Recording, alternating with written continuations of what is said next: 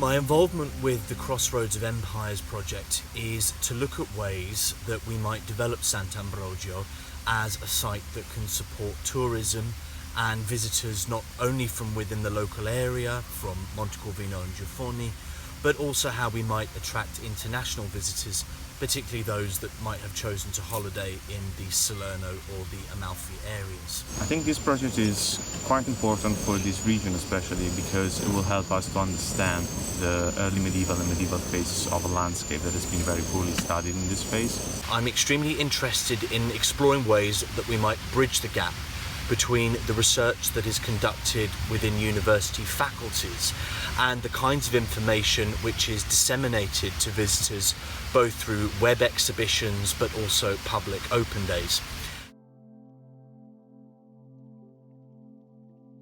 As part of the project, I've been helping with the excavation, and I also did a scale drawing of parts of the church.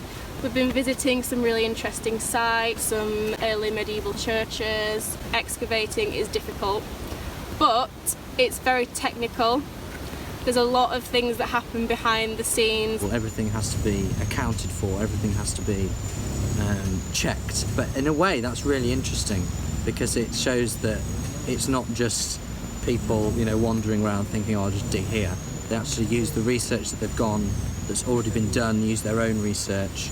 And then actually the surprises along the way are sort of the niceties of it. Sant'Ambrogio is a very small and relatively unknown church, and it is quite typical of a number of heritage sites across the European Union.